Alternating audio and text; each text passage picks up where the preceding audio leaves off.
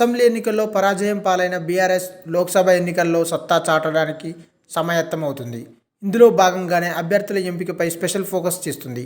ఇప్పటికే కొన్ని స్థానాలపై క్లారిటీ రాగా మరికొన్ని స్థానాలపై కసరత్తులు జరుగుతున్నాయి. ఇందులో ముఖ్యంగా నిజామాబాద్ సీటు ఎవరికి దక్కుతుంది అనేది కీలకంగా మారింది. ఇక్కడ బలమైన అభ్యర్థిని బరిలోకి దించడానికి చూస్తున్నామని బీఆర్ఎస్ నేతలు ప్రచారం చేస్తున్నారు. కానీ కవిత గురించి మాత్రం మాట్లాడటం లేదు. కవిత కంటే మెరుగైన అభ్యర్థి బీఆర్ఎస్లో ఎవరున్నారన్న సందేహం ప్రతి ఒక్కరికి వస్తుంది. కానీ కవిత పేరును పరిగణలోకి తీసుకోవడం లేదు.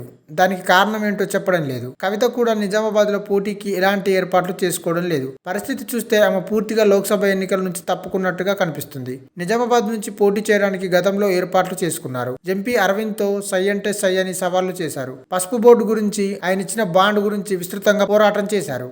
అరవింద్ పై మాటల దాడి మీడియాలో హైలైట్ అయింది. అరవింద్ ఎక్కడికి వెళ్లినా బీఆర్ఎస్ నేతలు అడ్డుకోవడం, దాడులు చేయడం వంటివి కూడా జరిగాయి. అయితే హఠాత్తుగా సైలెంట్ అయ్యారు.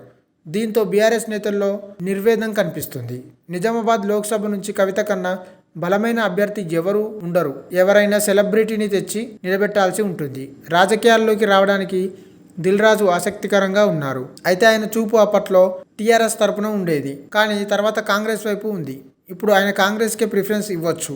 దిల్ రాజు కాంగ్రెస్ తరపున నిలబడితే పోటీ కాంగ్రెస్ వర్సెస్ బీజేపీ అన్నట్టుగా సాగుతుంది. కవిత నిలబడితే ముక్కొనొప్పు పోటీ అవుతుంది. కవిత పోటీ చేయకపోతే బీజేపీకి ఛాన్స్ ఇచ్చినట్టు అన్న అభిప్రాయం కూడా ఉంది. బీజేపీలో అంతర్గత ఒప్పందాల ప్రకారం ఇలా చేస్తున్నారన్న టాక్ వినిపిస్తుంది.